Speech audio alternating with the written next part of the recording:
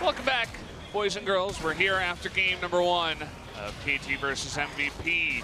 A fairly straightforward one. KT won the map, they won all the fights, and they won the game fairly easily. MVP not putting up much of a fight tonight. One of those kind of summations where you say, well, what's the catch? And there really wasn't one for KT. There are definitely windows that MVP could exploit through the Kai'Sa and her weakness in the laning phase. We didn't see that. I thought Score was good in shadowing. I think Mata will be my player of the match. I don't know what the decision will be here from SpoTV. I think it's easy for Mata to pick this one up. I think he just played fantastic game on the Tom Kent, and MVP just kind of let him. Honestly, I thought Yukao was pretty good too on the Swain. You know, not a bad game, but it was really just the Mata show. Strolling into the jungle, 3 levels up. Ian says, hello, thank you very much. I'll devour you now. Sometimes we're off the boil, though, when it comes to what our Korean counterparts think, so we can only share our insight. Waiting on that MVP, is looking over some of the moments.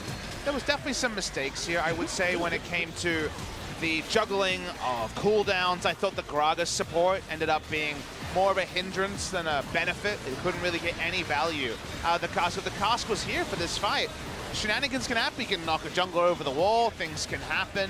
Didn't see it. Ended up just being pretty straightforward for the side of KT Rolster, and another one of those fun macro plays from Mata. Yeah, I mean, he just controlled the map. It's like he was playing with 9 chess pieces and moving them all around, and he essentially just won them the game in that manner, in a macro sense, I'd say.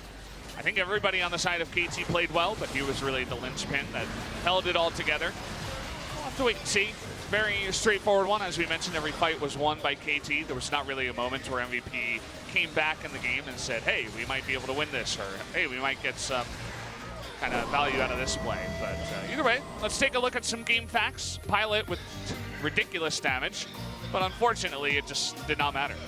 53% of his team's damage, because 13, 18, 23, about 24.5 damage. I'd say about 52% damage. Some quick maths there. Again, shout out to Quickshot. From the Ezreal, and yet it didn't matter because unfortunately all his friends were just kind of worshipping him at the altar, but they needed to be engaging, they needed to be team fighting with him, but it was Pilot just as a bit of a lone man on the side of MVP. For KT, a team effort, nice closeout from them. If you look at the damage of the Yasuo and the Camille, very underwhelming. Let's take a look at the MVP. It's going to be Score. Not quite Mata, but I think Score had a very important effect on the game.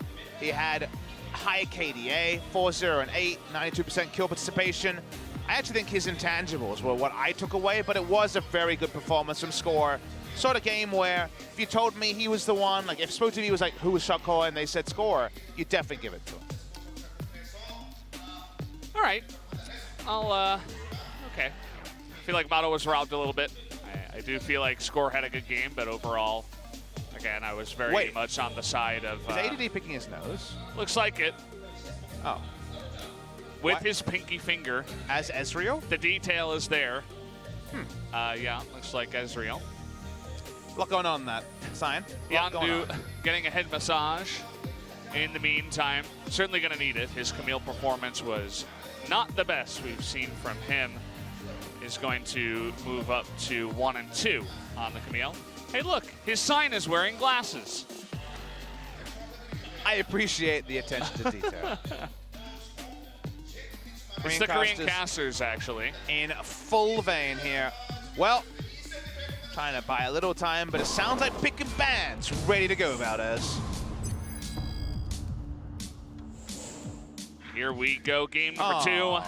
No Aatrox, and if KT win tonight, we will have said farewell to Aatrox. See you later. We'll say hello to the new Aatrox, the replacement that's not quite as good. It's an imposter, though. It feels like we were enjoying this family drama, and then they needed to change one actor or actress, but they didn't want to change the character or write them out. So they're just like, yeah, it's still Aatrox. And everyone's like, this person has brown hair. You didn't even dye the hair. Yeah, they act totally different.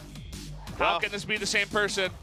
Well, that's what happened. So I think we've seen our last Aatrox. KT have a flex Aatrox situation, so you don't want to deal with that. And result is that Keen was our last Aatrox, and he was probably our most Aatrox also. So I guess shout out to Keen. Zooming into this draft, Zoe's not going to make it through. That part is clear. What KT want to ban last on the red side. No funnels so far today, and MVP's going to ban away the Swain. The Yasuo mid lane didn't end up being the right answer. The Nocturne has to be the last ban here, so MVP will get a decent pick of the litter here. Trying to see what made it through. The Rakan, definitely something that could be picked up. KT delaying this one a lot. I don't think you really want to give the Nocturne over. There it is. And what will MVP decide to do? A lot of different ways you can interpret this draft. A Rakan first pick would not be too surprising on the blue side. It's a big pick for a lot of teams. Sejuani's gone as some global fans. Hey, go Queensland. Well, there's not that much rivalry between WA and Queensland, so we'll allow it. Very nice.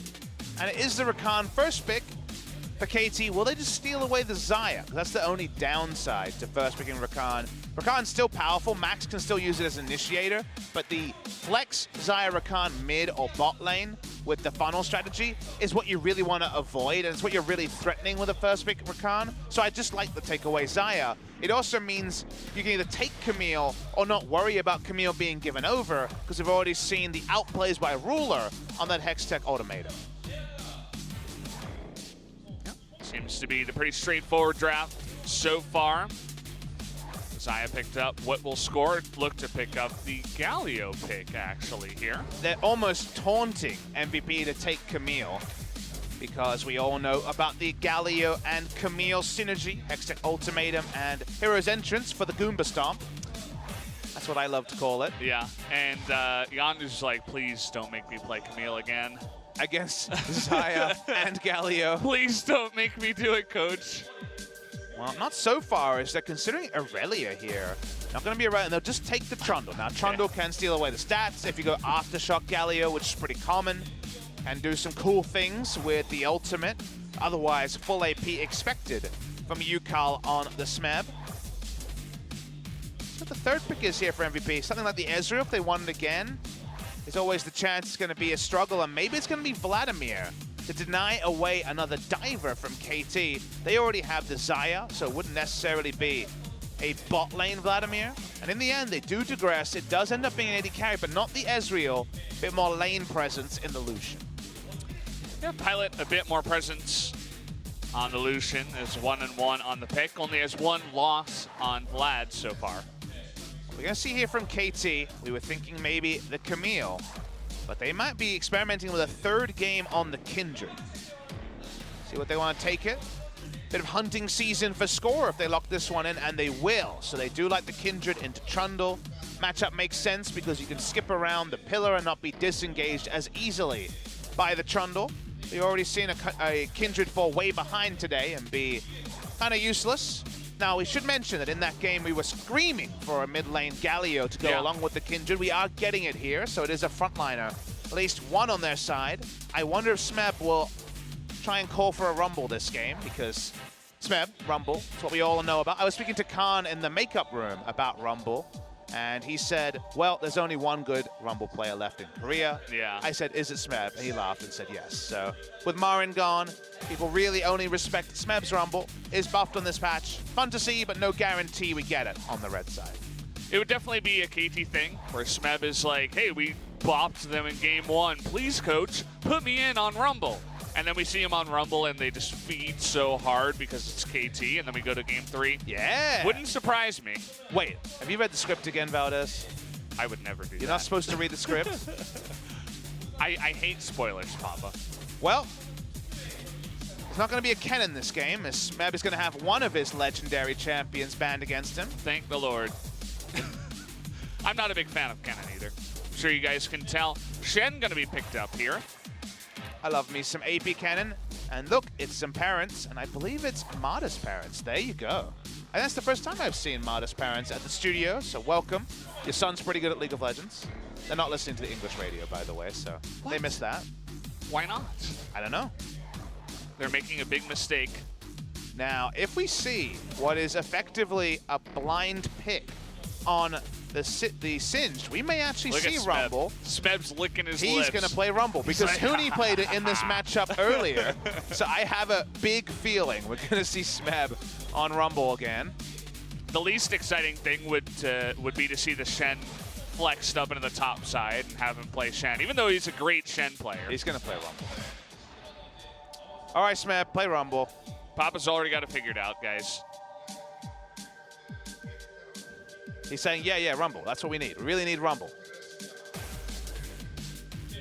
Just trying to read his lips. Oh, that's not Rumble. Didn't sound like Vlad, but I guess it is going to be the Vlad. Rumble does get run over by Singed eventually, but early game it's so painful for the Singed that it's seen as a pretty decent matchup. Instead, it's going to be Vladimir, just pressing Q on him a lot. Still the same sort of AoE wombo, still a mage, still quintessentially Smeb. We definitely don't see so much top lane Vlad in this particular meta. Smeb calls for it. He's like, I would like a change of pace. It's been a while since I played me some Vladimir. He hasn't played it all of this split so far. So, says, bring back the top lane Vlad. I'd like to have a little bit of fun. But realistically, it's good. You know, you can sustain up in the top side. You're not going to be crushing the Singed early on, but you can go toe-to-toe with him. You can clear the waves pretty easily eventually. It's been one of ADD's best picks, and he was strong enough to blind pick it. They didn't want to give a secondary initiation of an Ornn, and Singed is seen as a blocker pick into many initiating tanks. So you get a Vladimir, who still can pile on. But this game is really about the ultimatum when it comes to, not the ultimate, I should say the hero's entrance when it comes to initiation. They kind of need Vladimir to be the conduit for that one. Yeah, we'll see if he can get into the back line. Also, Mata could try to go Rambo and have a Galio hop on top of his head. I'm hoping our observers stick on the mid lane, because I think the 2v2 here is really interesting. The Galio taunt plus the damage from Kindred can be massive, but also the Syndra into Galio is an interesting pick. It's been something that we didn't see so much in the past, the kill threat. The one rotation certainly isn't there, but it is ultra comfort for both ADD and Ian, bringing back the Syndra from way back when. Yeah, hasn't played it this split. We've seen a couple of other players play it. Kuro bringing it in one time, but we'll see if he can make it work here in the summer as the countdown has started for game number 2 of KT versus MVP.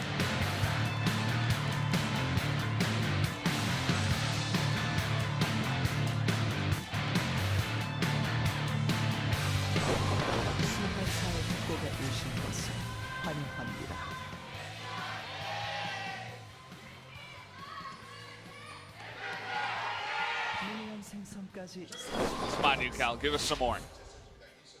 He had to hold up because ADD and Yondu broke the dance treaty. There always is when good old Birdio is in the game. Yukal had the 5-man taunt last time out on Birdio. That basically won them the game against Griffin. That's one of those moments, if you guys missed it, where Papa, it feels like one of those moments where you might have blown out your voice from 6 days of casting for 3 weeks now in a row, but somehow you're still here. Yeah, knowing my limits has been helpful for the pitfalls of my current schedule, but I still got to get excited when I'm excited, and a 5-man taunt can't get much more men than that. That was the big moment. I was watching from home. There are rare times where I will type a poggers into the chat amongst all the other billions of Twitch chat viewers, because that's how many viewers we have, of course. Billions. And yeah, I was one of those guys. It was a gigantic moment. Sorry, I was amused by ADD of running at Smeb. Smeb is a hipster, by the way, with a marquee Vladimir skin. This is the one where he's 1 foot tall. Have you noticed? He's tiny. Look how much bigger Singed is. Look how much bigger Singed is. It's ridiculous. One day they're going to fix the proportions on that Vlad skin, I hope. It's always been like that. He is so small. Why do you think that is? I don't know. Why did they decide that? It's French. I don't think French people are small, but that seems to be what Riot thought in 2010. They've come so far. Well, Smeb having trouble with the CS now. Okay, there you go. He'll be fine. He's not gonna. It's very difficult to proxy Vlad unless you proxy him at like level 2 or 3, because eventually he just gets super annoying. In the bot lane, going to be some good pushing options for Pilot, as Max and Deft are the star-crossed lovers in this game. I'd watch a Deft-Max duo lane. I bet it'd be pretty good. Not as good as Def Mata, though. No. The original is always better. Weird to say the Deft Mata is the original, but it's 2018, and many things have happened. Yeah. It's the world we live in, the year we live in. It feels weird that this is the meta now that star-crossed lovers is going to be a norm. The two lovers are going to be separated from each other quite a lot, especially in LCK. But we'll hold that thought. Enough of the lovers as ADD getting some love from the Kindred in the jungle.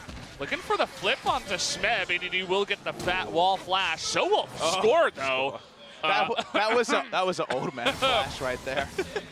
That was a real old man flash. I really don't know about that one. I think Rush would have flashed that better. I'm going to put it out there. You think so? Yes. Yeah. I'm 100% sure. I think anyone could have flashed that better. He just didn't want to face plant it, but then, of course, he took too long, and it just ended up being a bad flash. Look, he's been around a long time, guys. It's better than failing the flash. I'll say that. Exactly. I will say that. So he's got that going for him. Oh, Score. Never leave us. And speaking of Score, because of his exaggerated time on the flash, he will lose out on a couple of Raptors to Yondu. Yeah. Fortunate moment there. Syndra doing a thing, pushing in the mid lane, is going to be ahead of the Galio in terms of CS early on, before the Galio gets much MR. Shen having the lesser lane presence to the Rakan is what's hurting Deft and Mata in this lane, but only to the tune of, I guess, 2 CS, I guess would be the reality, because he's going to get at least one of the ones on the turret. You were right that he missed this. Oh, never mind.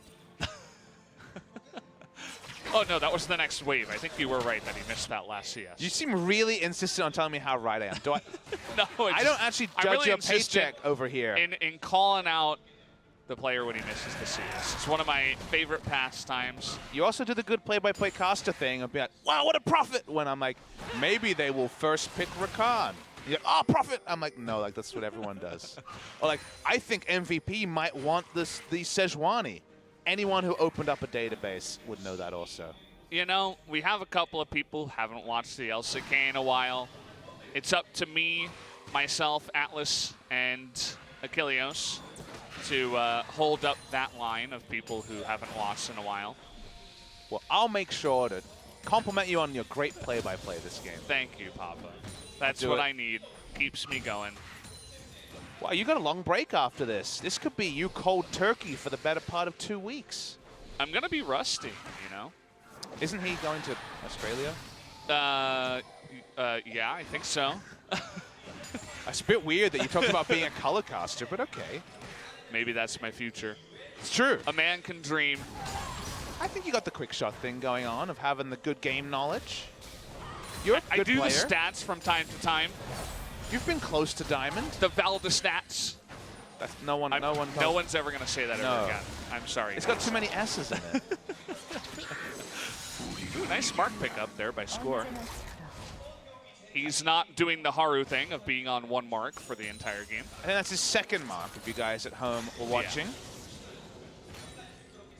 Yeah. Poor Mata. Haru, man. Haru, yeah. He had such a good early game, and we were just complimenting him so much. And then he just face planted one time too many against the Zoe. Gotta be careful against Syndra. Syndra also pretty good at turning and killing you. But Lamb's Respite probably gonna be up soon, so no big deal there. Close, quiet early game in this particular one. Smeb is able to keep the Singed very honest. It's not quite the ultra hard counter. I think of Kale. That was the big one in the past for the Singed. Tom Kent's top actually really strong against Singed also. You go Sunfire Cape, so you have a bit of pushing, and then you just kind of kill him when he tries to run past you. Yeah. Glacial Augment. Try it at home, guys. I'm trying to deal with that Singed. It turns out that devouring someone and putting them in the place that you want them is pretty good against a guy who's trying to run away. You go Phase Rush also and put him under the turret for the amusing reduction of self-slow. I was telling you earlier, I accidentally put my runes on Alistair to have Phase Rush. Ooh. It was not a good game. I fed pretty hard early against the Thresh, which I picked the Rolster into. Makes sense, but you need the Aftershock, it turns out, if you're going to get hooked before level 6 and you want to survive. And I did not have it. So even though I was fast, I wasn't surviving at all. That is a pretty cool solo queue story. Would not recommend, guys. All right, Face Rush, Alistair. Put that one in the dumpster. Yeah. I had a jungle Alistair run earlier this season. Not bad. I wouldn't necessarily say go out of your way to play it, but not bad. Consider. I remember the good old days of myself and watching people like Snoopy going for those turret dives at level 2 and wanted to recreate them. Yeah. It turns out if everyone's level 2, Alistair's pretty strong. He definitely has one of the strongest level 2s in the game. Yondu has been able to kind of run around the Kindred to pretty good advantage. He's jungling topside where he's getting plenty of implied vision from the Singed. This is what happens when your proxy is Singed. Enemy tries to get something, and it's usually just the Insanity Potion, but try and get whatever you can get. And he's going to go for the aggressive proxy. Will he go full Machnoon and try to proxy in the base? That is the advanced technique. That is... Do not try that at home, guys. Machnoon did it, so yeah. I'm ready to see it. He got the double wave in the base at about 11 minutes in that famous game. Champions Winter 2012-2013, I believe. Yeah. It helps that they have double ward in the red side jungle. And oh, he could have gone into base. He didn't. Feels bad. The Trundle also stole the red and spotted the fact that score was nowhere near, so he had a lot of room to do that kind of thing. I just love the mini-map when Singe is in the game, because we get moments like this where it's like, huh. This is a thing that we have in League of Legends. This happens. Singe just decided he didn't want to deal with Vladimir in the lane anymore, and he's like, well, I'll just proxy. Yep, and that's just Singe things, right? That's how you don't lose hard lanes by 50 CS. You proxy, and either the enemy jungler or the Galio ultimate is blown, and maybe you get the Singe. His flash is still up. You're not that guaranteed to pick up the kill. And sometimes, and more often than not, the jungler and the mid laner says, I have better things to do with my time than maybe kill a Singe. It also helps that Syndra pushes very hard, so it's like, well, Galio has some good pushing, but it's not super great. And he's going to be stuck in the mid lane, clearing out those creeps all the while here. In the late game, I actually think this game favors KT again, as Score had to wait, couldn't even use his Q during that. He's going to try and battle, and we're seeing Shen ultimate. I mean, trying to come in here, gets the stun, and there's the Galio. Going to get the knock up here onto ADD. It is sticking down, but it's not enough. Lemster Spike comes in, saves Score's life, but here's Rakan. First blood, Max has shown up. There's the double kill. The MVP fans are going wild in the studio right now.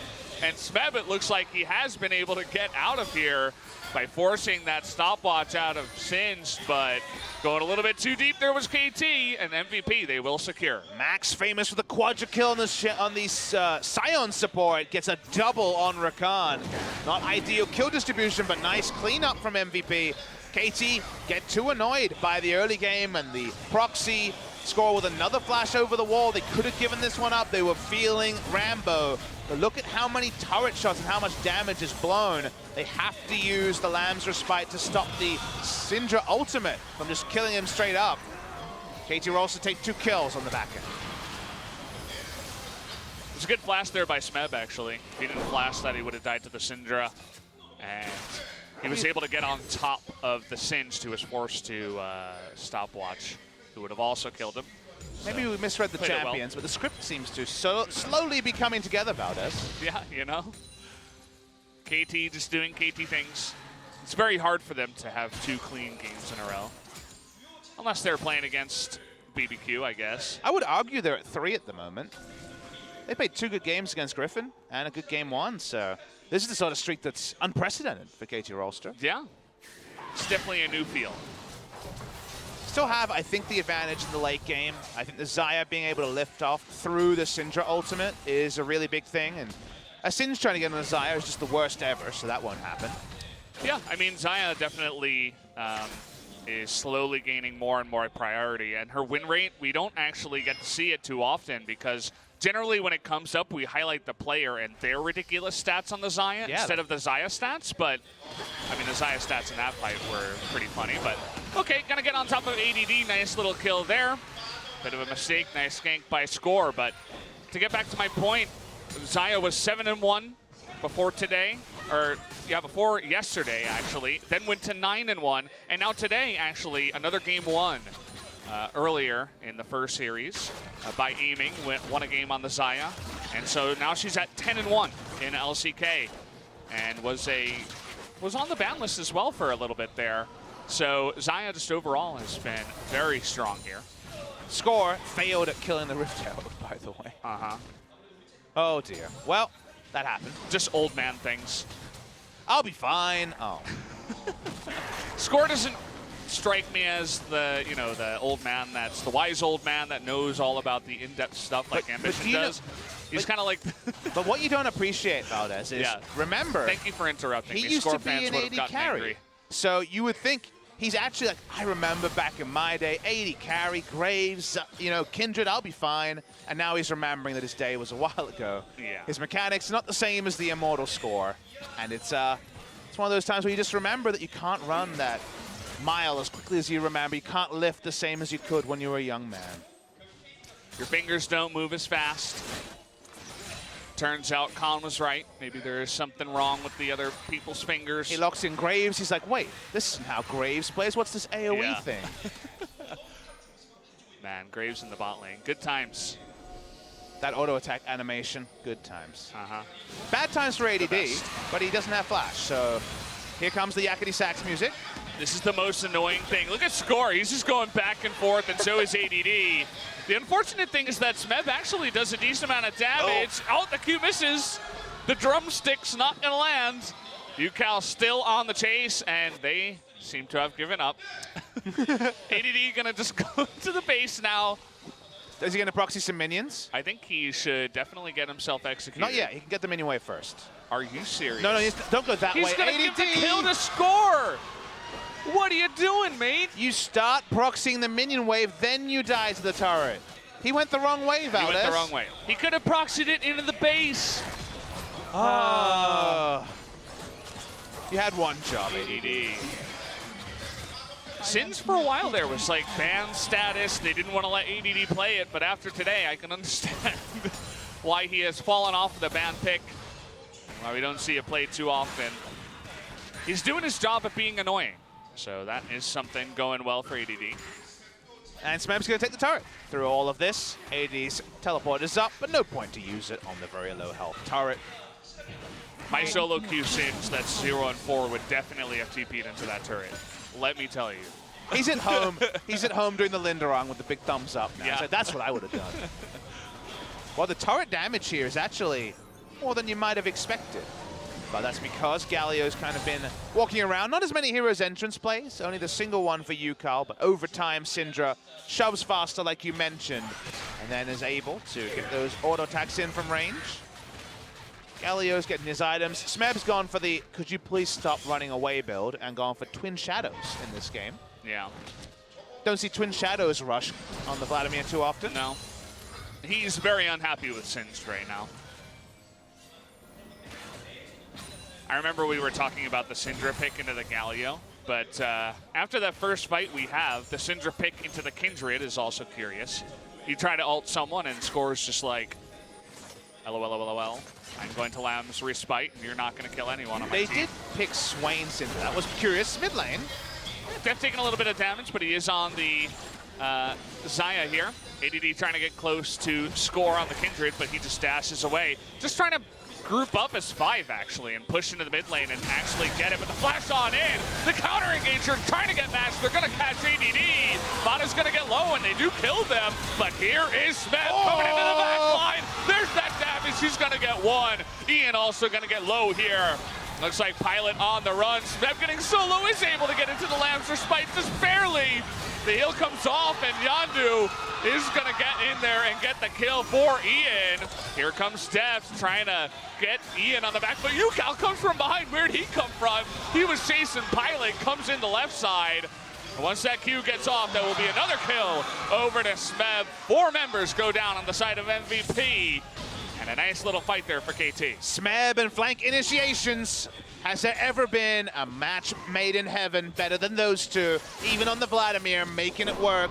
Watch the replay. We got something to laugh at score about at the end here that you missed. We're going to watch the replay. Turret's low, so you know someone's going to try something. Smarter with the taunt flash into the Galio ultimate. That means that Singe can do nothing. He's out of the fight instantly. So's the Shen, but here comes Smeb. Flash W already early buffer to Z. And as it goes on, they decide to go in further. Score has to tank the turret. Amusingly, puts down the Lamb's Despite for the team. And then at the end here, do watch, he dies to the turret shot. He flashes too late and dies. Of course, old man mechanics. However, good mechanics on Deft. Yukal's 17, so he's feeling frisky. Under the turret, very, very virile is that dive from Yukal, and Smeb cleans it up. I just love that Score's having, like, MVP performance in game one. MVP. Oh, the thought as here comes MVP. They're going to get the kill onto the Shen. Yukal trying to recreate that taunt. Not going to happen. Ian, though, just disappearing. Def getting too low, and it looks like maybe perhaps KT have bit off a little more than they can chew, but look at Score. Pilot is popping off, but Score is able to get the follow-up kill. Max getting low. One more dash will finish off that Recon. But the Singe still very tanky. One more shot is going to do it. A triple kill over to the Kindred. Score. Again, we're making so much fun of this guy, but he's having the series of his life. He's thinking of the past. He's remembering those 80 carry mechanics. Give him enough time. He's going to master it. Think of Meteos back in the day on Lee Sin. Yeah. He's getting there, this Score, man. He's going to get the mid lane turret as well. Oh, boy. The old man laughs in the end as he is just cleaning up the kills. 5-2 and 5. He's making the Kindred look really, really strong. One of these guys in the LCK that says, hey, this is a big-time pick. Oh, Score, please never go away. We love you very much. So we're watching the replay of this fight. This is a lot closer for MVP, as this is a great engage by Max, who's been the star of the show for MVP. They get good stuns. Deft is out of the fight pretty early in terms of impact, and this time ADD says, thank you very much. I'll take a kill on you. So they've already lost a lot of their team. Smeb gets into the back line, but doesn't have anyone following him, barring Score. And Score ends up in, a delayed 1v4. He takes out one, ends up 1v3. He takes down two. He doesn't get the turret, but he's able to load on some gold. These kinds of fights are where I love to watch KT the most. We talk about how they're the best mechanically skilled players. Some of the best as a team of 5, perhaps, here in the LCK. When you compare them, it's just teamwork, other stuff gets in the way. They love to get excited and get overconfident, but man, when you see these guys get into a weird, wonky team fight, they just love to outplay their opponents, and it's easy pickings up against MVP here. When you have 5 guys that can outplay, even Score, like you can see, has plenty of shining moments. When you have 5 people like that, usually at least one person's going to pop off in the fight, and when more than one are popping off, you're definitely winning the fight. So KT are able to get over the line. It's still even.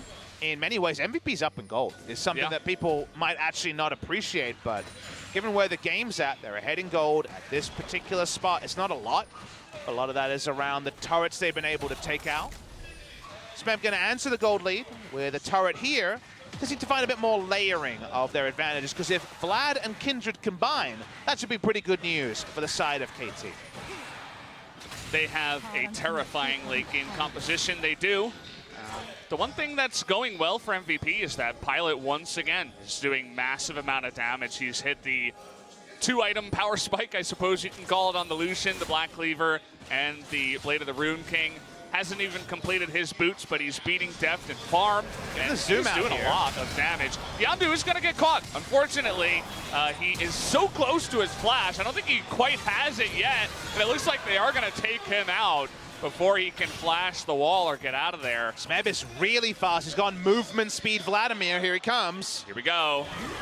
Looking for it, the Stand United, but Smeb, oh boy, he's getting excited, getting a little bit too deep in there before he can do anything at all. And another nice engage by Max. A bit of an oopsie from Smeb that time. Dies with his flash up and was not able to use the Sanguine pull through it.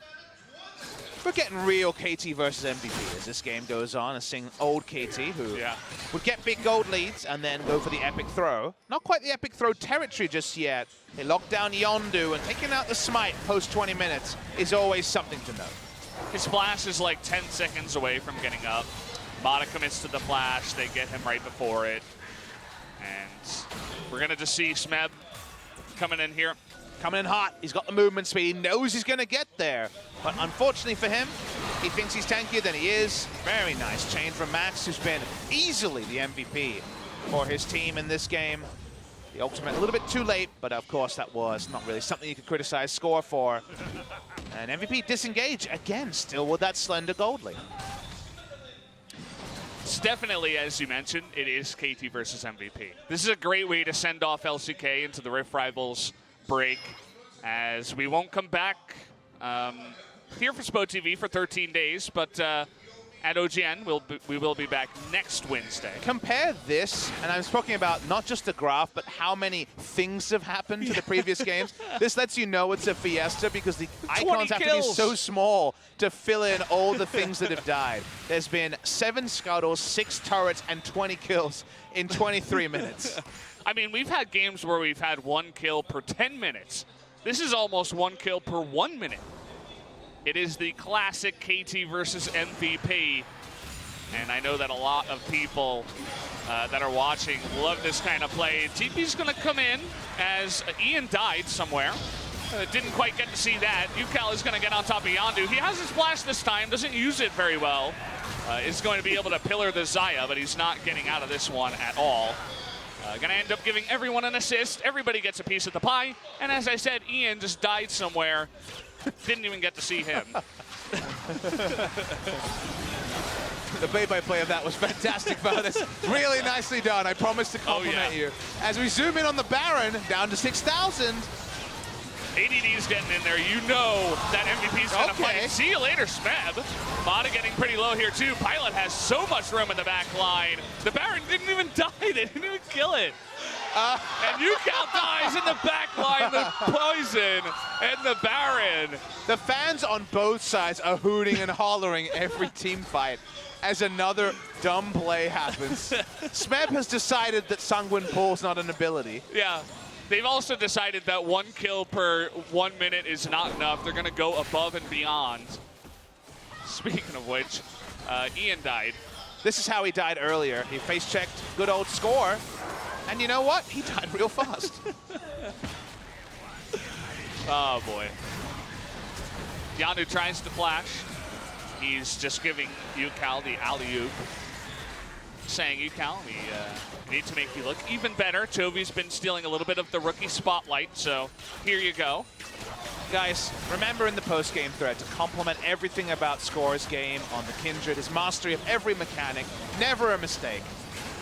To once again separate the people that watch KT and the people that hear about KT. Smeb's just like, nah, you know. My favorite part is UCal, though. Yeah. Deft flashes out of the pit, so Deft doesn't take aggro. He was the closest to Baron, so instead UCal dies. He's like following the poison trail, too. He's like, please, take me with you. Is this the path to victory? No, it's not. Well, at least we're all having fun here. I think everyone has found something to be enjoyed in this game.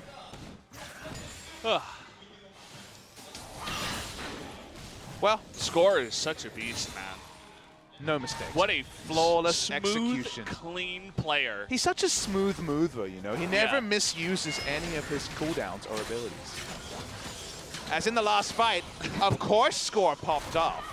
Of course, Pilot is, for the 5th fight in a row, the highest damage on the Rift, and it just doesn't matter. Poor guy. Video games. It can be fun, you know. Sometimes we're focused on the deadly serious competition, thinking back to the Telecom War. And sometimes it's KT MVP, and we're focused on the deadly serious fiesta. This has seriously been a fiesta. So I'm glad you put it that way. And,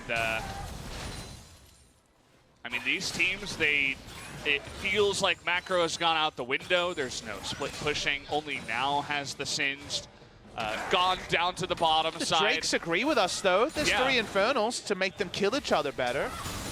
Everybody is doing a whole hell of a lot more damage. Finally, they decide, hey, let's split push. There's no people to kill down here. Smeb's going to join in. He's got the movement speed build. Does a lot of damage, though. There's a control ward on the Baron, but I swear that MVP is just saying, hey, let's start it. Let's do it. It would be a full MVP KT if we saw a 50-50 Baron. To their credit, MVP have done very few of those in the past few months. But if there's ever a time for a comeback, the famous matchup between KT and MVP is that. I'm kind of reminded of when NALCS did Rivalry Week a couple of weeks ago, and it was Big versus Quan as the first rivalry they built up. We've never built up KT versus MVP, but this is quintessential KT versus MVP. Big matchup. Someone finally picked up a control ward. If you look in their inventory, that's the only person who had one control ward. Must have been Max. Nobody else on the side of MVP buys control wards. Of course, they need to buy damaging items. I would definitely agree with Pilot. I think he's spared from, he's earned the right not to buy control wards.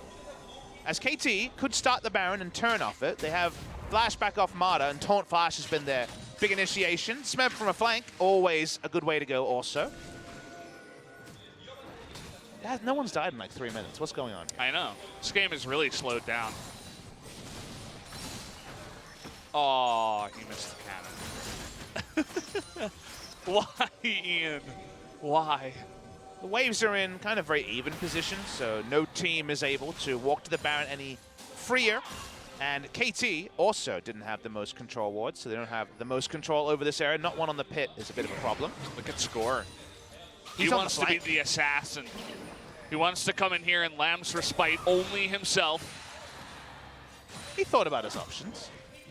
Won't be taking it. KT's Baron speed is decent, because Score will do a lot of damage to the Baron. Hasn't gone Blade or anything like that. It's Warrior into Rapid Fire Cannon has been, so far, it's pretty standard build. We don't really understand it, but seems to be the choice of the Korean players. Trying to bait them in here. It's so hard. They have Pillar to check, so yeah, it's actually very tricky to pull something off. But the flank. It's quintessential Smeb. Are you ready? Oh, the four-man taunt. There it is. Yondu and everybody getting so low. Lamb's respite going to keep everybody alive. Smeb in the back line, but Pilot able to take down Shen. But that's going to be all they can take out here, really, as they trade it back for a much more valuable ADD. But it was only a 1-for-1. That's all they were able to get. But it was a 5-for-2 in terms of flashes. 5-for-3, I should say. So they're able to get every enemy flash for the next time. Action has subsided for a while. Yukal says, I've done this before. He's on a ward, and still 4 people decide they really like his look, the cut of his jib, and want to get taunted by him. Bit of a charm, if you ask me. Smeb gets in the back line. It's not quite the Kennen Wombo we're used to, but a nice move forward for KT. That time in the replay, I was taking a look at Pilot, and even though he got flash taunted by Mata, and he wasn't in the best position, he had the flanking Vladimir right behind him, he is doing some serious damage. He basically took out the Shen from half health with just a couple of hits. Also during the replay, I noticed that it was a KT ward. My bad. Yeah. I fell into the Fiesta as well. I got excited. Sorry, guys. It was me. Papa. I felt pretty excited. So, Score. How are we feeling about this Baron? Clearly, for now, not that good. Damage numbers big on every side, except for Trundle. There's still so much damage on KT, but they're kind of struggling at not having the Camille to link here. Yeah. But when it comes to these plays, maybe the Baron damage is what's best directed by KT. It's actually really good timing here by KT. They have total vision. They just want a big fight. Nobody has the flashes. Trundle just went back into the base. No one's going to check. And that's going to be the free Baron going over to KT. Just really good timing out of them. I think they saw a bunch of people back, and they said, hey, we can do this fast enough. First objective that was taken without a fight. So you have to say, in a game that's been all about the man-moding, an objective like that for free was nicely executed by KT. MVP have control over the Drake, but I'm sure KT won't feel the need to invade onto this one. It's going to be a Cloud Drake for them. A full disengage from MVP was punished by KT, probably the most macro move of the game. There will be an Elder spawning a little bit after 35 minutes. Well, let's see if KT can pull off the dive. Remember that flashes were all blown at the same time. They only have one timer, and it should read 2 minutes 30 till the next flash comes available. You got a lot of time here. KT gonna be looking for some kind of push. Already have 2 members down on the bottom side. It looks like Score is trying to catch maybe the Shen unawares, but he's on a ward, so they ping him out. Smeb pushing up has a lot of damage, as we've noted, and a lot of movement speed, so he should be able to get to whichever fight emerges. Pilot playing the lone hand, it feels like a little bit. Him and Max have been the stars on the side of MVP. Black Cleaver getting a lot of value, just trying to mow down Yukal on the front line. Easiest person for him to get on access to. KT push up. They do have more range champions than we usually see in this meta, with 3 on their side, because they have the Kindred. Can also partake in a side lane. Surprised that Mata isn't actually taxiing the minion wave in mid and pushing it forward, because he can just join at any moment with the Stand United. MVP just trying to play patient, and KT controlling space, waiting for all their waves to crash. Yeah. Instead of Mata going in the lane, he's just going to hang around in the jungle, wait for Smeb to do the pushing. Score coming in here, but a nice defense so far from MVP. 3 people in the exact right position. They were able to identify which lane was being pushed here. Ian, of course, on the Syndra. To be able to just stun, push everything back, throw them away from the turret, so you can always deal with that. Meanwhile, on the top side, Yukal getting a bit frisky here with ADD. There's no magic resist, so he takes a lot of damage from ADD, and I'm not sure about this lane assignment by KT. Remember, they've had the Baron for now, what, almost 3 minutes, and they've taken no turrets. They're going to get the easiest objective possible in the inner, in the top side. They haven't really found a way to turn this Baron into anything other than immediate gold.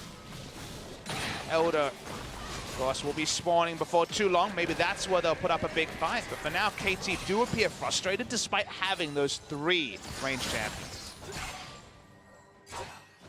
They have the range champions. I think the Syndra's really good at, dealing with only 1 person in the lane. But had they just gone with the 4-1, try to catch someone, maybe go for a bit of a dive, they can get on top of anyone. But then again, it's hard when you got Ian, he's got the Banshee Veil. They finally group up in the mid lane and find someone. Yukal in a bit of trouble here. Trying to kill him on the side, he has to flash away. Yeah, MVP get a little bit out of position, but they are able to rotate in here. And Max now from the bottom side looking for a pick, not going to find it. And at the end of the day, looks like only 2 turrets were taken there by KT. Certainly no Baron buff power play, but maybe KT are just trusting in their team fight. When the enemy comes to them, they have a comp where they're thinking, okay, the only way we can look at how small the font and the icons have to be to show all the things that happened this game. Sadly, around 26 minutes, we slowed down a little bit. But only issue for KT's comp is if you come to them and but Smeb gets into the back line as Vladimir. Flanks are so much easier when the enemy's coming to you. In the base, almost impossible to do. Because of that, game is stalled out a little bit, and I guess it's going to be another big objective fight to close the game one way or the other. I mean, they had a decent amount of poke. Not the best siege in the world on the side of KT, but they definitely could have threatened it with the ranged champions that they had. Deciding to take it as slow as possible. Wait 2 minutes for the Elder Drake to come up. Maybe after seeing that as MVP, you just say, well, maybe we don't come in. Maybe we try to catch someone. The Flash Pillar, they really want Yukal here. They know he doesn't have his Flash, but the TPs are coming in. Double TP now, but score getting low. The Lambs for Spike getting into position just on time. But the flag forward, and he gets the flip over. There it is. He's going to pop his GA. No Stun going to be able to come in here. Hero's Entrance to save score. And Smeb is not going to hit much of anything. Got a couple, but obviously was never going to be turned into a kill. So everyone gets very excited at the same time. I know that word's a bit on the nose, but that's exactly what happened. They understood as MVP that it takes time for everyone to join, and just putting the Trundle ultimate onto Yukal makes him very, very squishy. Not able to DPS him down. We're going to watch the replay. This is just MVP saying, it's 3v1. We should be able to take him out.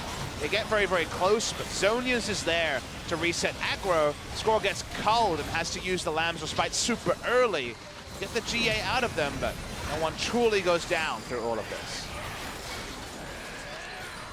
Yeah, they know they had gotten the flash out of Yukal earlier. They were thinking maybe, just maybe, we can get a pick here onto a Galio. Not something you can see very commonly happening.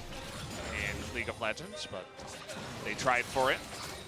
Got some long cooldowns that are going to be on cooldown still. When the Elder Dragon starts, Vlad will be just about ultimate backup. We will not have Hero's Entrance, or most likely to stand united. But you have to be careful with how they face check. They have the pillar though, and it's actually very difficult to have too much go wrong. Pillar doesn't reveal like it used to, but it still gives a lot of value when it comes to these areas. Also, the Sins always wants to run into the enemy, and he's very willing to do just that. Vladimir was on the top side. Here's the TP. Oh, that's UCal gonna get into the back line. A two-man stun, but nobody is able to follow up. Finally, the Zonius comes in. Score on the front line, trying to poke him down. ADD gets low, but look at all the low members on the side of KT. That Sin's damage really ticking, as well as Lucian having a lot of room to do that damage in the front line means that KT, they try again. Looking for ADD this time, though. Looks like Score is going to do another great thing in this match and gets another kill by finding him there in the river. Nice assassination from Score, starting to stack up again and again. Will we see a trade?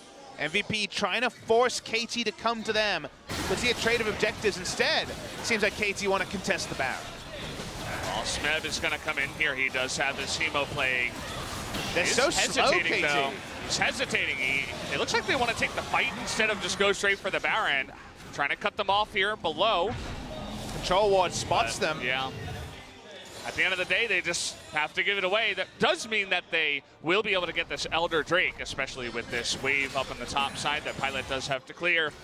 But a trade nonetheless. An MVP with that Baron should be able to at least push the waves away from their base and begin to stalemate this game a lot longer.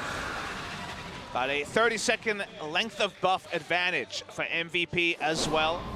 Gonna watch the replay of how this all happened. They're looking for a flank, but consider what was used in the last fight. Remember that Vladimir doesn't have flash for this fight. No one can join Galio on the front line, and short of Zonias, he would just straight up die. KT trying to turn what should be comfortable teamfight wins has actually proved really difficult for them again and again.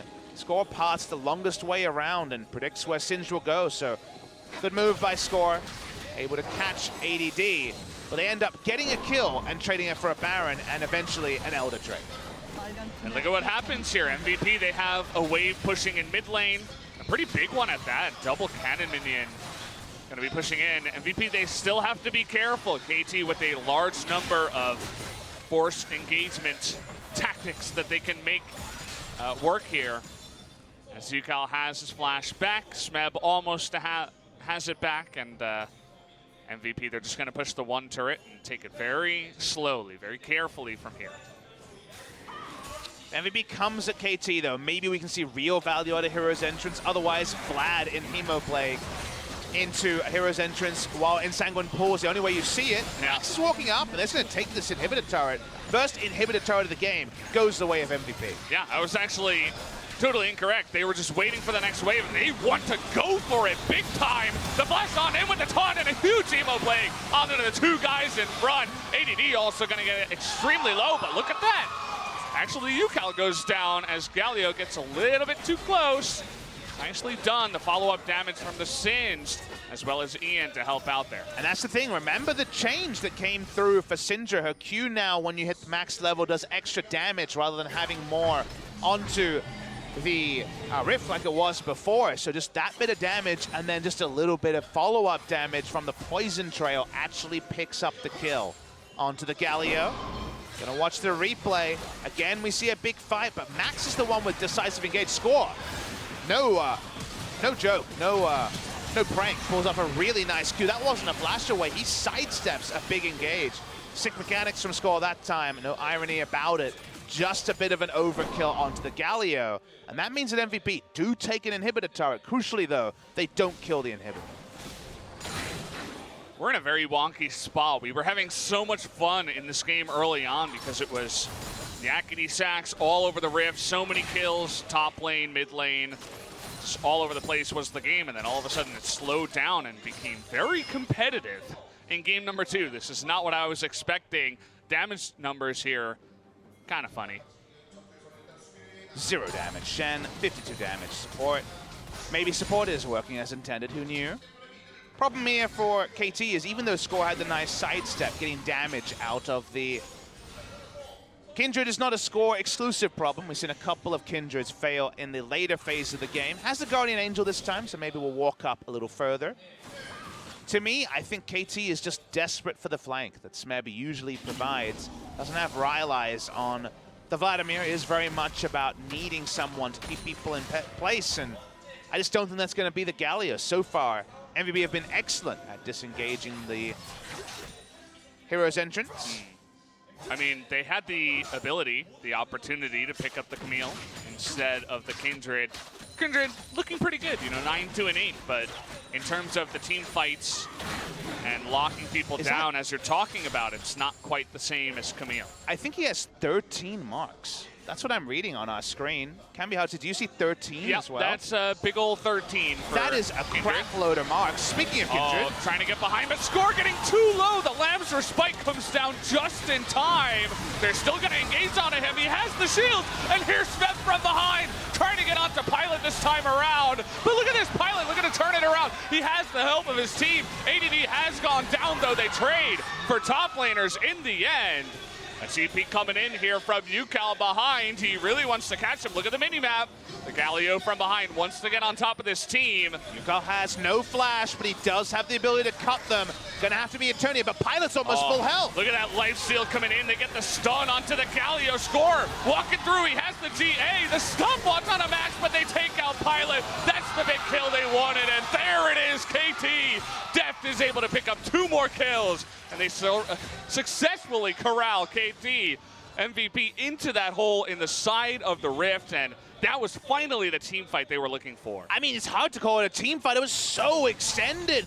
Great job keeping up with it. They had to flank them again and again. With no flash, UCal couldn't actually force. The teleport looked comical, but it removed options from the side of MVP when it came to disengaging. Eventually, they had to come to the day of retribution. That was the Xayah coming through with all the damage. Finally, first inhibitor turret at 45 minutes for KT.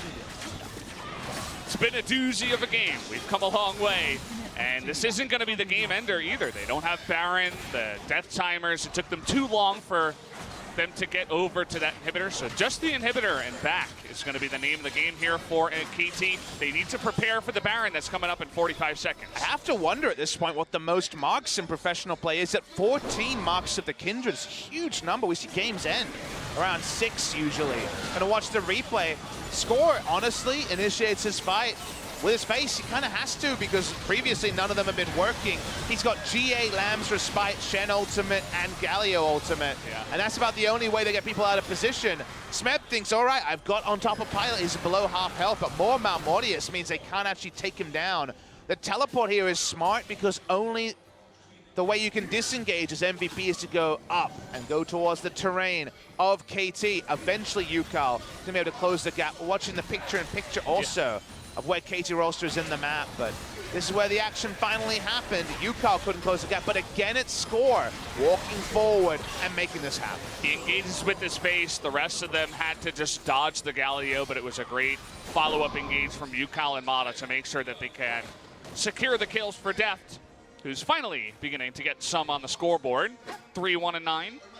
And you know what Score's done this game on the Kindred? He's problem-solved KT out of a lot of problems. How do we actually stick and engage? How do we actually stick a gold lead and win a team fight? Got to give Score a lot of credit for creative ways to actually move the game forward, because it's been in a stall still, a big lull, for about 20 minutes. This whole game has been a gigantic lull. In many different ways. If you look at it in a certain light, for sure. Smeb with no TP goes down in the bottom lane, says, I'm going to clear this out, but oh wait, MVP knows that. Going to come in here and clear out vision. They're not going to start any Baron. Smeb is pretty fast. And guys, we're just getting the hold the thought. They get the engage here on to Score, but the follow-up, that's getting so low. Nemo playing onto a couple in the front line. Score having so much room, as well as Deft over the wall, is able to just get the perfect positioning. Nicely fought there by KT. They get 1 kill, and now they're pushing. Today was the day you almost killed Score again and again for the side of MVP. And with the inhibitor down, do they try to end 5v4? Looks like no.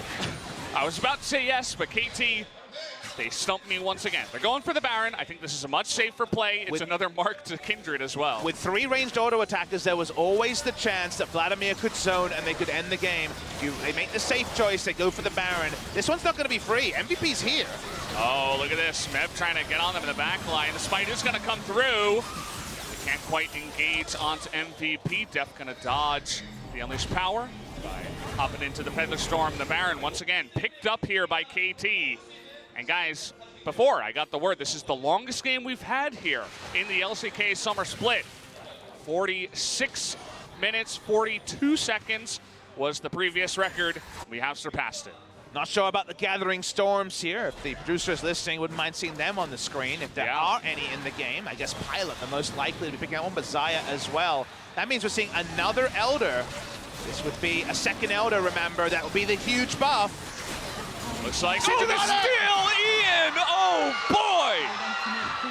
The MVP crowd are just deafening. Score doesn't pick it up. Remember, in the late game, you often do more damage as a Syndra than you do with Smite. Steals it over the wall. That's why I was worried about the Baron. It was a less safe Baron than you realized. It really was. If you just combo your skills at the correct time, you will do more damage than the Smite.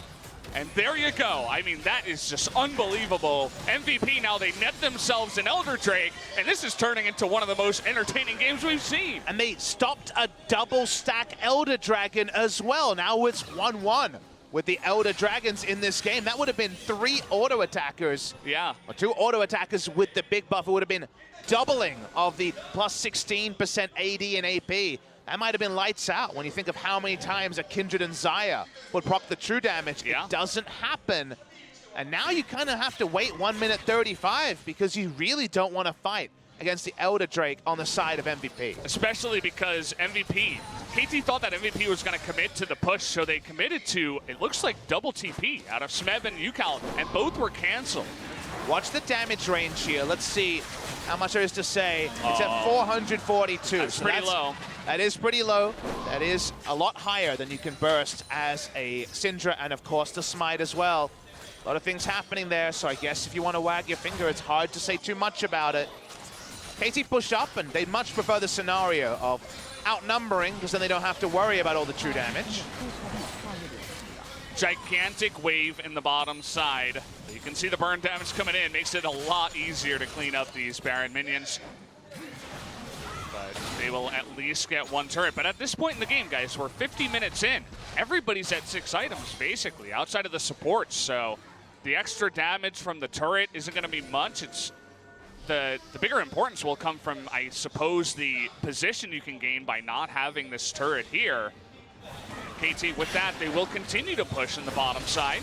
Actually, really little threat onto Pilot because there's a Locket. He has so much lifesteal and magic resist. Smev's getting called almost to death. That pillar comes down and he eats so much more damage than he realized. Consider the best case scenario of Vlad, Hemo, Plague, 1 rotation, and other damage coming onto Pilot. He probably doesn't die because he has Locket, he has magic resist, he has the ability to lifesteal afterwards. So the threat onto Pilot can solo carry a 1 team fight for the side of MVP, and the similar things are true from KT, except Deft has to watch Max at every moment. Max's flashes up in just a couple of seconds. Somehow this game and this night might be extending. We are no closer to knowing if KT will win game 2 or not. It's ultra close. You guys can see the damage numbers. This game. Teamwork for KT, I suppose. 3 members that are up there towards 30, 31,000 damage. Pilot. Wait, that was a lot of extra damage dilution there.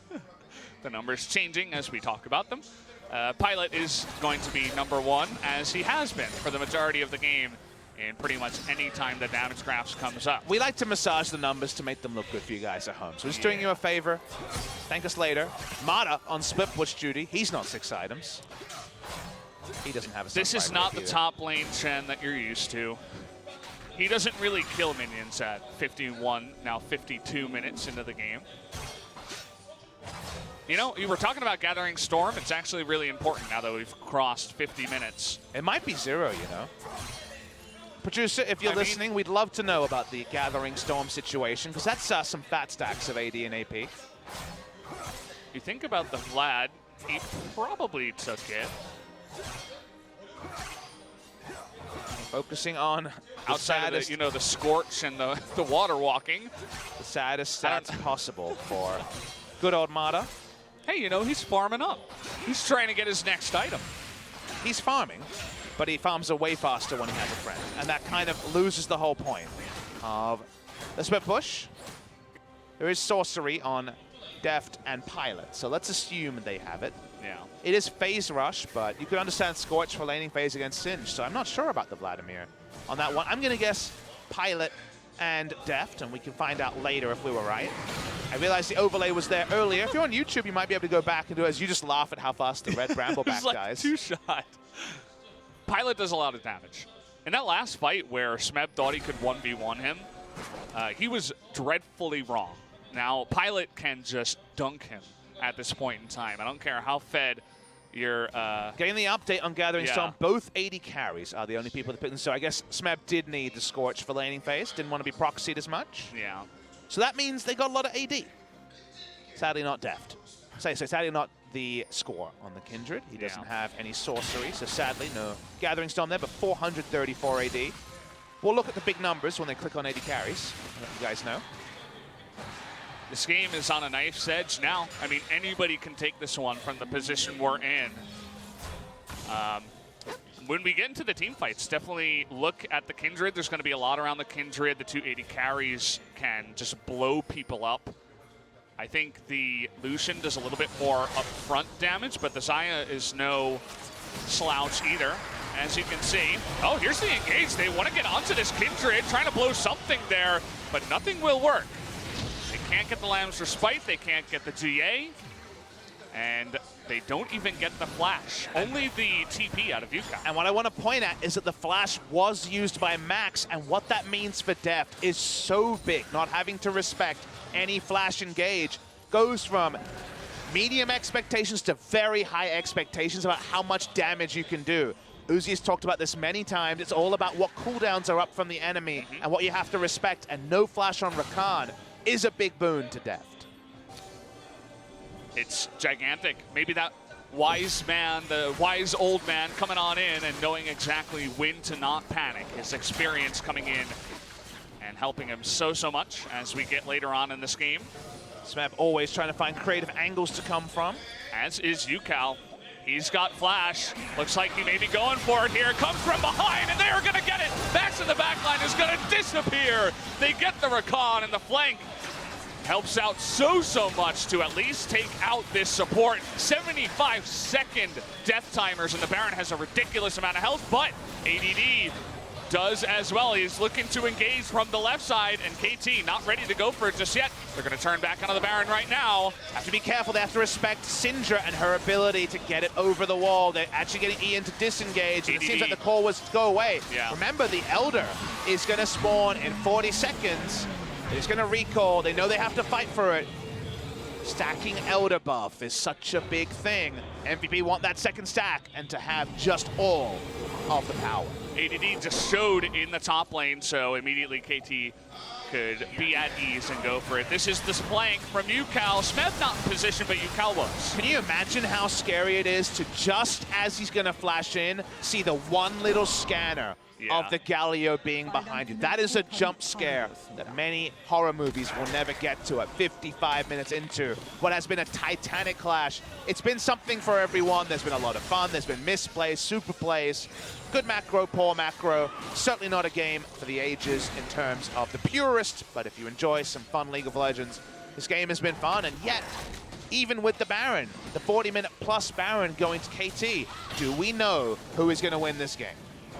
We still don't know. I think it's going to come down to this fight for the second Elder. It has so much power here at 56 minutes on patch 8.12. What world are we living in? Who's it going to? Smeb coming in from behind, but they do have vision of him. The Drake is going to reset. They're going for UCal now. They're going to get on top of him, but they don't quite have the damage. Taunt comes in. Ian in the back line gets so low, and they get Max missed once again, but down goes UCal, but it's not gonna matter. Pilot's still alive, but the rest of his team disappears around him. The TPs are coming in. Mata and Score are gonna push them away so they can't back. Meanwhile, and KT, they're going for the end. They should get the end, and they kill Lucian as well. It's gonna take the best part of 1 hour, but KT Rolster will 2-0 MVP. The fans going nuts. They finally do it here. 57 minutes and a half. They take out MVP 2-0. It was a hard one to take them down. MVP putting up a huge fight, but KT in the end are the victors. Man, Galio focusing him down with how much damage reduction from the ability power that was there. He was actually super hard to do any relevant damage to. And from there, they kited back for Pilot, but who was left behind, who died in the initial, was 3 members of their team. It was already 2v4.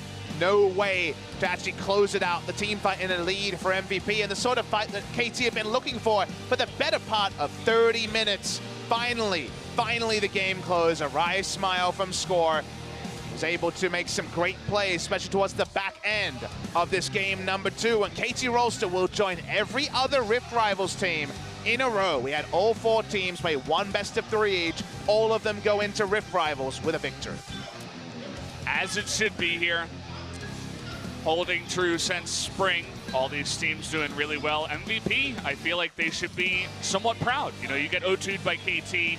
Game 1 was not close. That's one you should not be proud about. Go back, VOD review that one. I feel like there's a lot to take from this game as well, but they went toe-to-toe with KT. It was a very even game. It was a bit of a fiesta to start off with, and they went toe-to-toe with the best mechanical team in LCK. In the end, I feel like the call to all in onto the Galio was not the right call. Not sure about that one, but he was all alone, so I understand the idea, but it turned out being the best thing for KT. 55 minutes of closely knit fights preceded that, and it's very easy to have a clear mind when we're stepped out of the game, when we're just watching over with the map hacks. MVP played a good game, like you mentioned, and deserves some praise. The 0-2 doesn't really do justice for the series that it was. KT, a weird spot where they'll be happy with the 2-0. They're going to Rift Rivals. Does this performance matter when they play their next LCK game? Probably not. Still not going to be one they want to emulate. Still one they can look at and find things to improve on. An improvement over a long 18 best-of-3 season. Really what League of Legends Champions Korea is all about. They pick up their gear. They close this one out. KT Rolster 2-0 and keeping within touching distance of just that insanely large pack of team around the top. Well, we have a lot of highlights for you guys. It was an incredibly long game, and it was a lot of this. So much fighting to start off this game. For 26 minutes, we had over 26 kills, and KT just wanted to all in. They wanted to just run face first into MVP. They didn't quite have the Camille to force people to fight them, so they just went for it themselves. Led to a lot of MVP saying, sure, let's do it. And I think Score had the most League of Legends game, in that he had the best, the worst, the funniest, the most serious, the big outplays, the questionable plays. He had the most League of Legends game of all time, and that's something to take away. Smeb tried to flank at every opportunity, found it increasingly hard, as threatening the flank the 14th time is usually when you are scouted out by the enemy.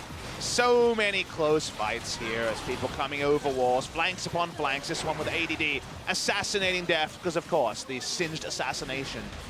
A standard mechanic. Long fights. Hopefully we get a replay of the final fight to just see how little damage the high ability power Galio was actually taking. This is Score getting the 2 kills. Wasn't able to take the mid lane turret, but almost did on the back end. Score, the symbol of KT Rolster in the history of League of Legends. Seems like Flash in StarCraft and Score in League of Legends are the big names for KT fans. UCal had 2 big flashes in. This one, I incorrectly called it warded. It was warded by KT. Whoops. Came over the wall, nicely done there. The second one with the Predator Sweeper, where you realize that your life is ending in just momentary moments. Will we even show that? There were so many fights in this game. We're still going, seeing the KT players. I can confirm that Mada is not the MVP of the second game. He just walked past us. Didn't catch who is the MVP. He got robbed from game 1.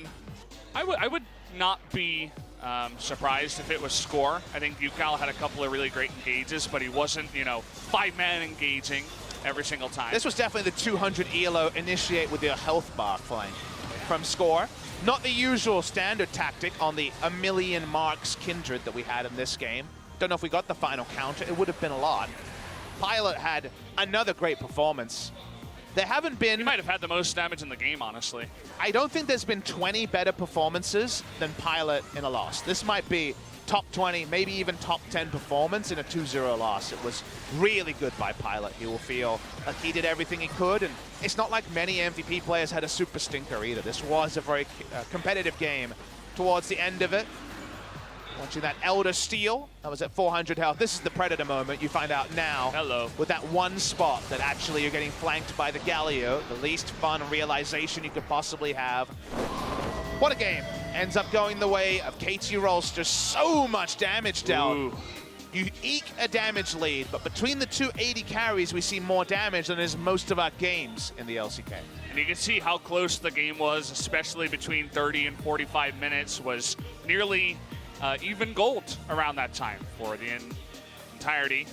And even before that, it never passed 5,000 gold. You know, MVP was always slightly ahead throughout the majority of that early game.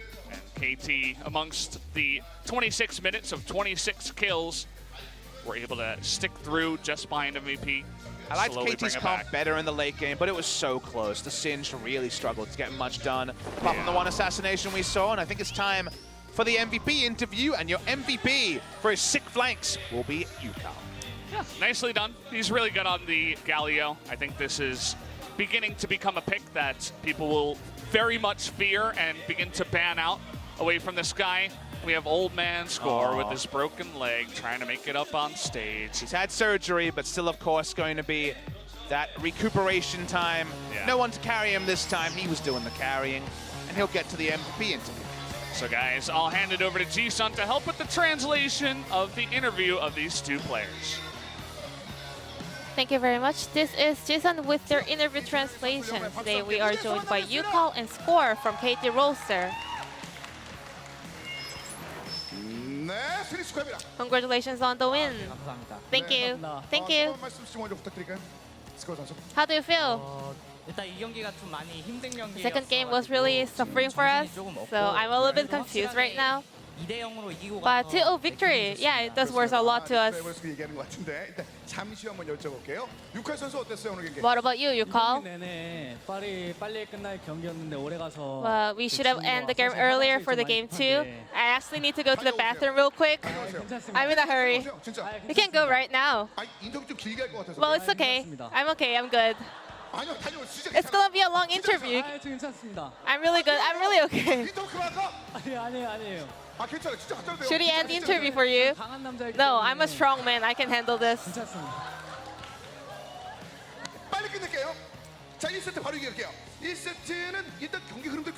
So first game was very clean game on KT Rolster.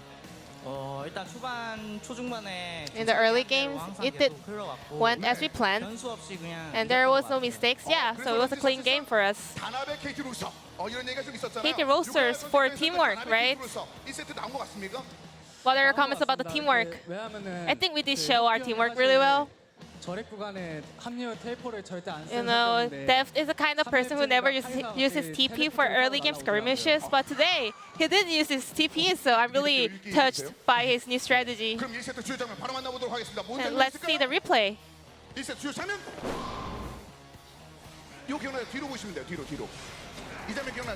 Do you remember this one?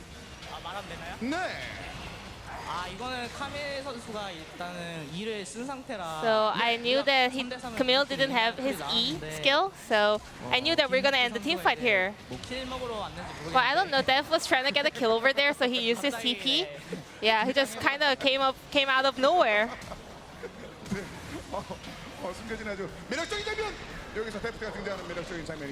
The Dev comes out here. Yeah, he actually asked for kills, but Yukal took the kill. I mean, he got the red buff I needed. So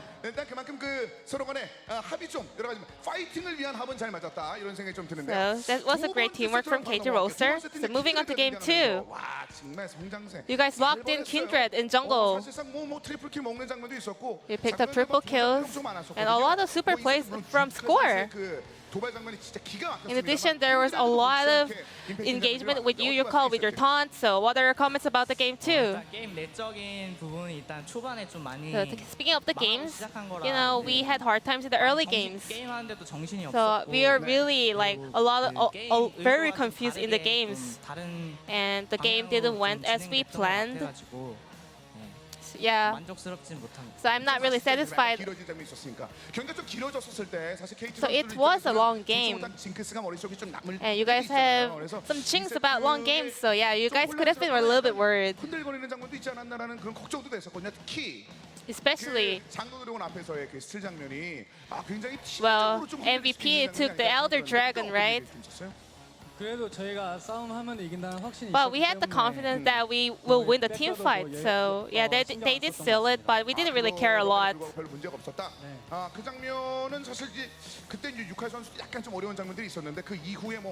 after that, I think you guys managed to make a comeback, right? So it was the longest game of LCK Summer Split. So maybe this was the chance for you guys to overcome your jinx. So how do you feel?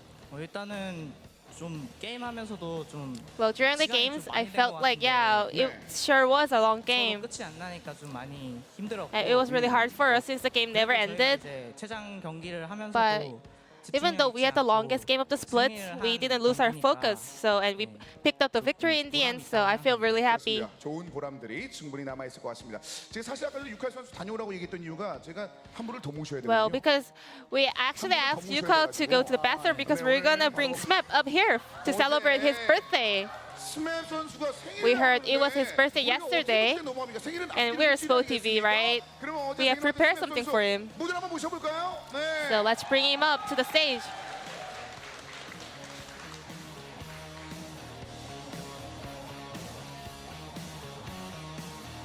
그래요.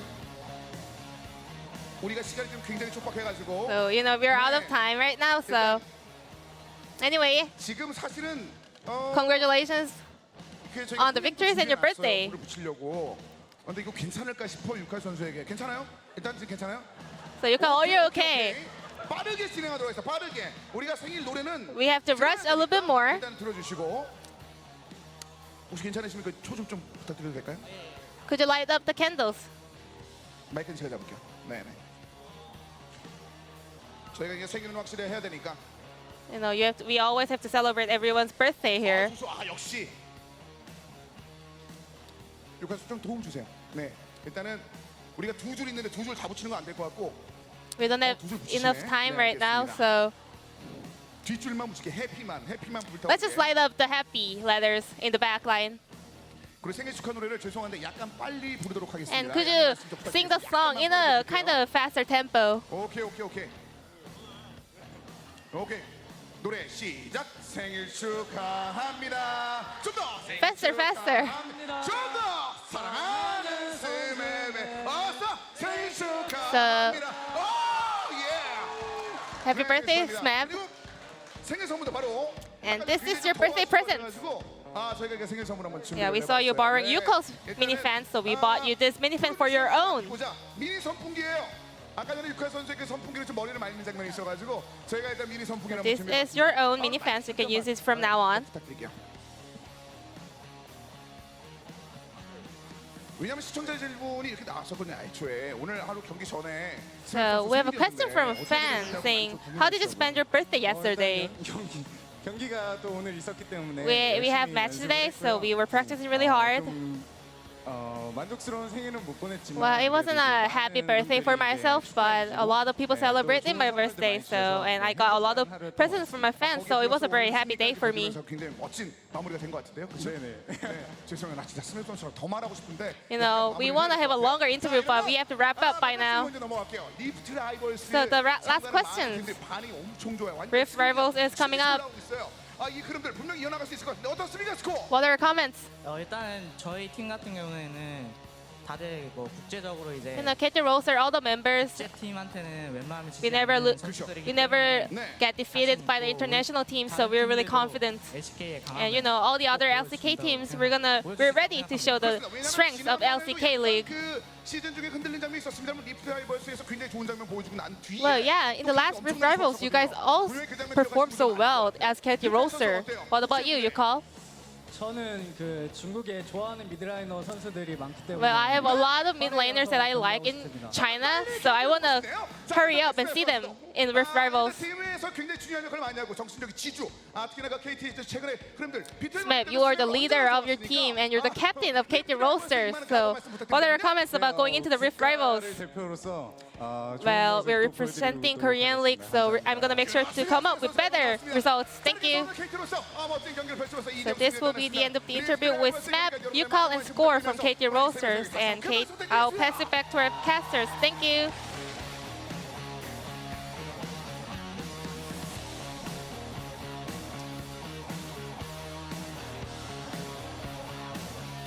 G Willikers, that was a fast one. Did you see how fast Yukal zoomed ran away? Off the stage. He's like, I am out of here.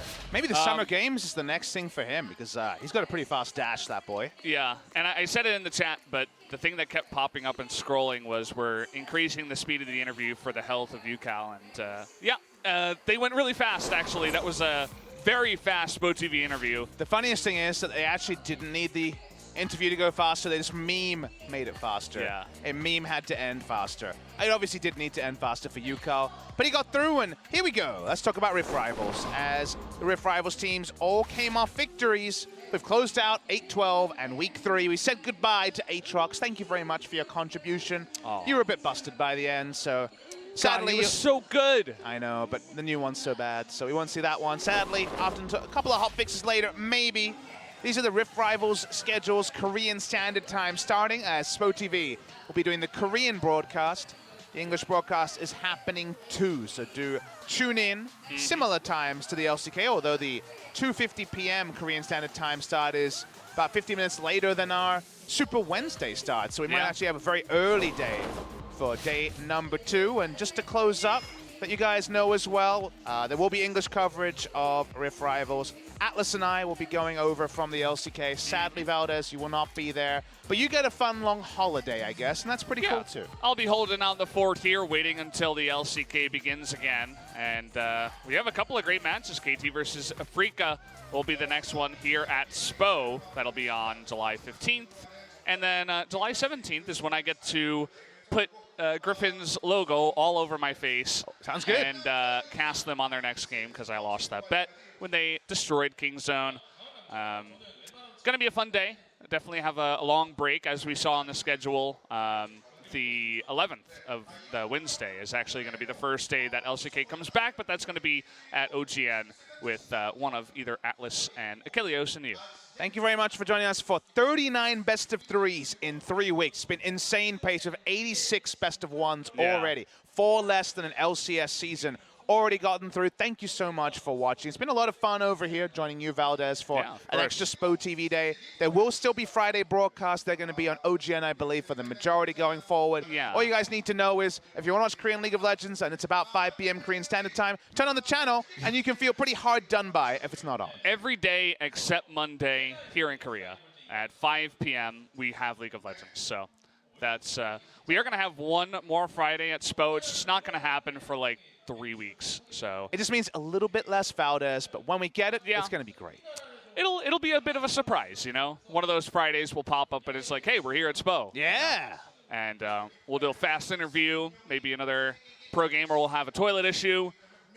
You know, it's going to be a fun one for sure. Maybe we'll fade out with some weird technical problems like our first series. Today was a day. Today was a day. Everything happened today, and we had a game where everything happened. So a lot of fun there. Sad not to be bringing you as much Korean League of Legends next week, but we've got the 4 teams going over. Big for the FLICKR Freaks, especially as being an organization that's never gone international in League of Legends.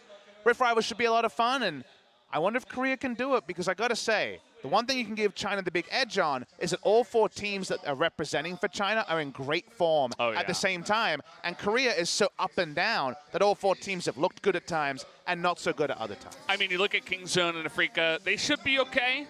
SKT and KT, we'll see where they're at on the day. But either way, guys, we'll see you next time here at SPO TV. Make sure to tune into Revival. Should be a lot of fun. But until next time here at SPO, we bid you adieu. Thank you for watching. Good night.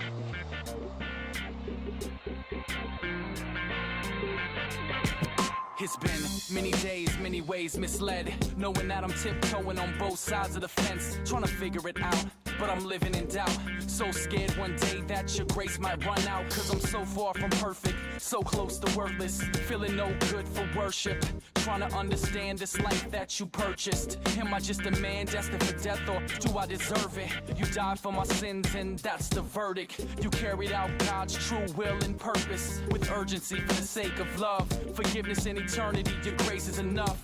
I got so many questions, so many things to change. I'm calling out, but sometimes you're far away. I get discouraged and seem to always fall flat, but that's when you pick me up and bring me back.